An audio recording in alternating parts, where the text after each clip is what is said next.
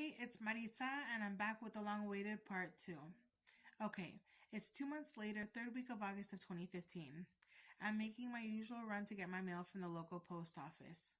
I get there, open up my P.O. box, pull out my mail, and to my surprise, there was a letter from him. I was excited, I was over the moon, and couldn't help but smile. Part of me was a little hesitant just because I was unsure of the contents of the letter, but I was thankful nonetheless to hear back from him. From there was no turning back. Snail mail became our means of communication for the next year or so, as he was finishing up a shoot term at Corcoran State Prison and did not have any phone privileges.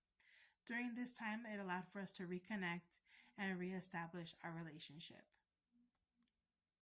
3 months later, just days before Thanksgiving, my living situation was compromised and I had nowhere to go. My family and I ended up living out of a hotel for the next year. My husband and I had maintained our communication, but I started to withdraw myself because I was going through a lot, I was overwhelmed, and I had stopped responding to his letters going MIA again.